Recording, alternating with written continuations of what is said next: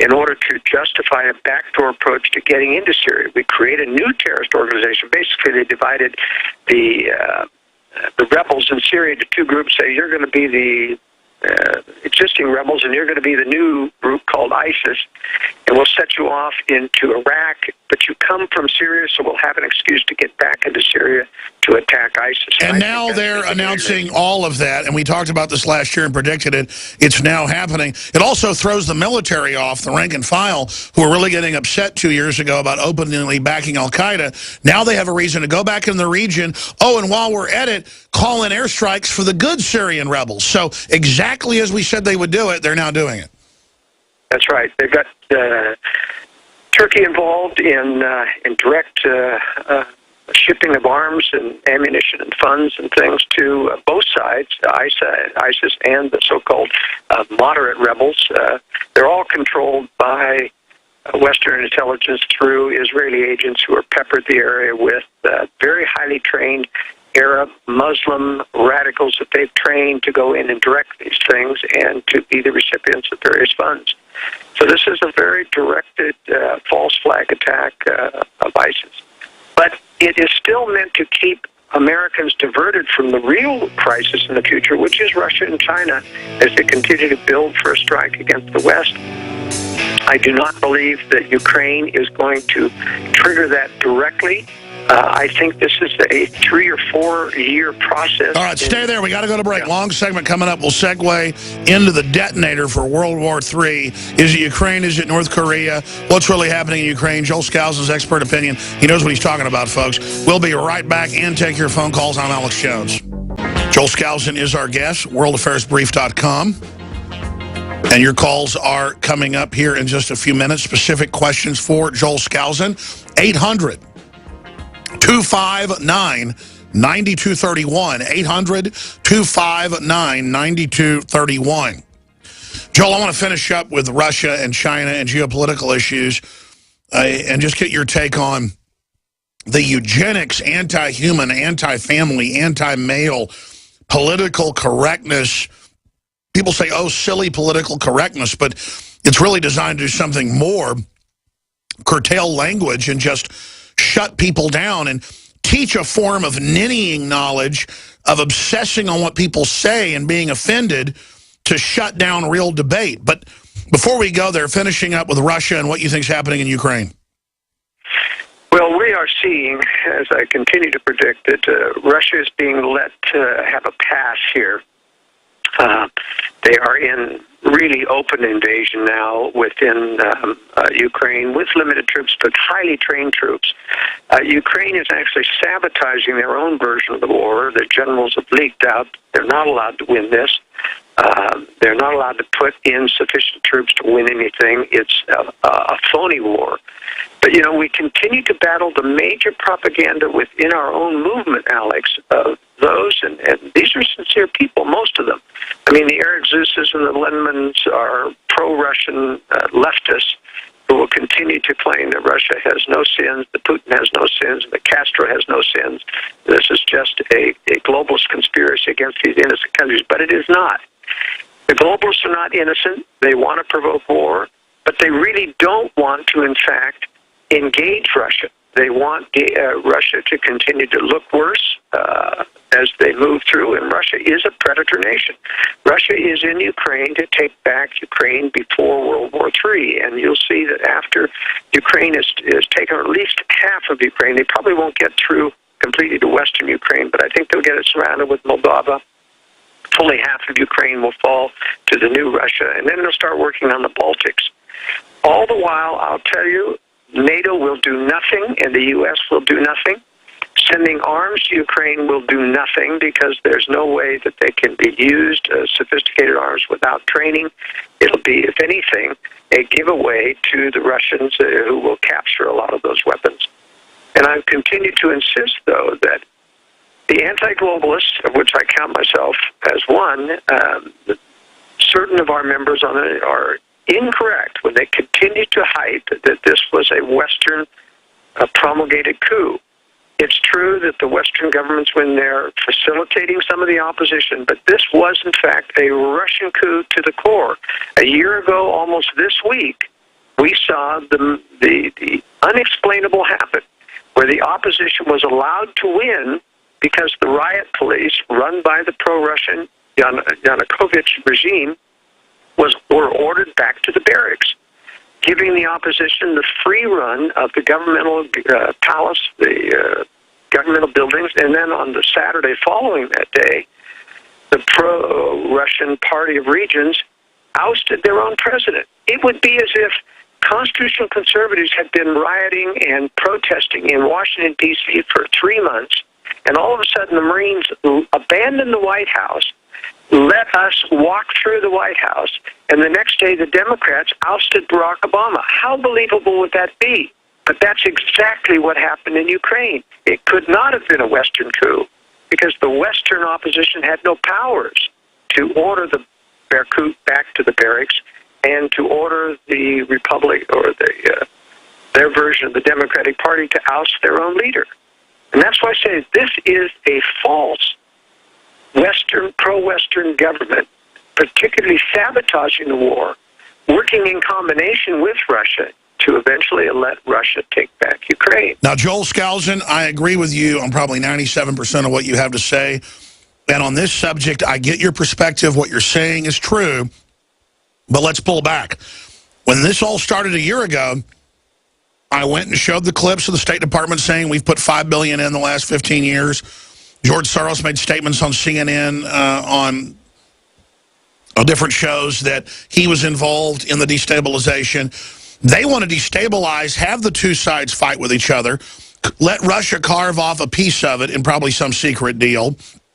Then the EU can come in and say we've got to resurrect this and bail out the EU with Federal Reserve money, claiming that it's not an EU bailout, but that it's a Marshall Plan. Well, we just saw tens of billions already sent in. They're calling it a Marshall Plan. So it's a larger destabilization of the whole region to then launch the new Cold War for the new buildup for the next phase. And this is more like Hitler and Stalin dividing Poland before official World War II broke out and Hitler double-crossed Stalin in Operation Barbarossa.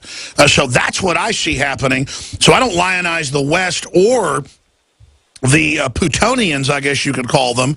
But clearly that area of Ukraine has pretty much always been part of Russia. This is a replay of World War II with eastern Russian Ukraine battling Western European Ukraine.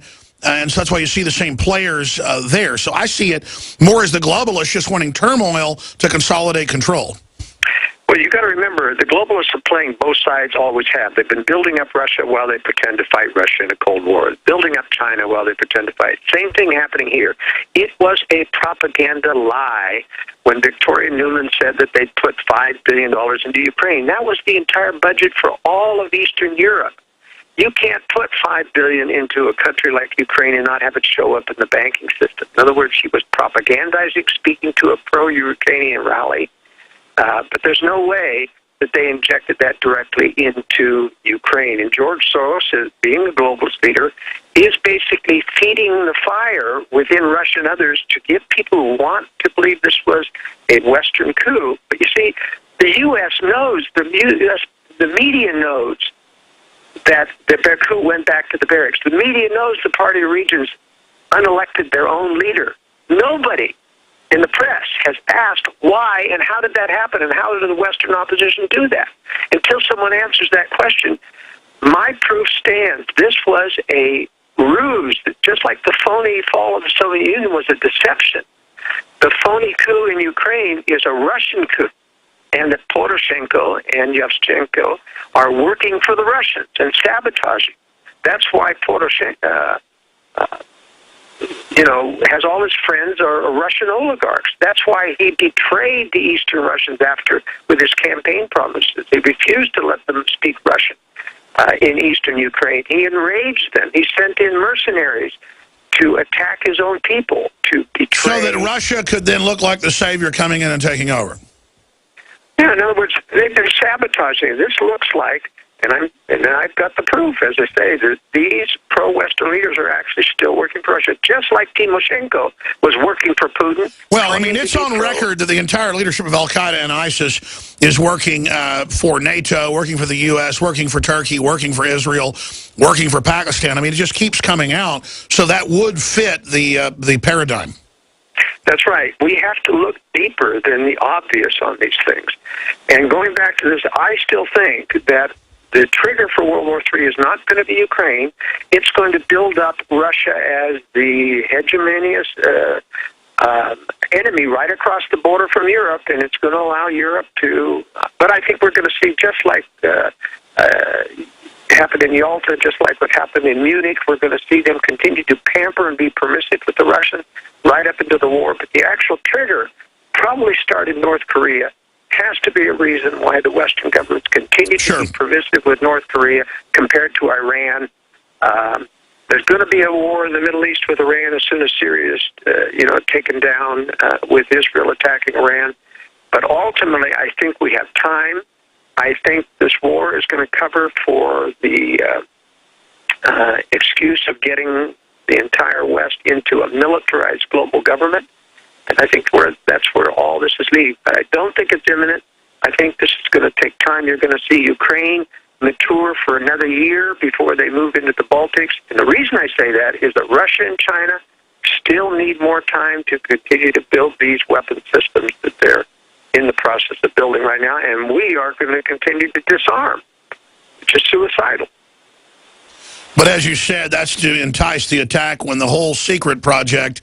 Just like NASA's 80% secret, the military, what we see of the military is not really the main military. What we see is more of our UN occupation force military that's 30 years old.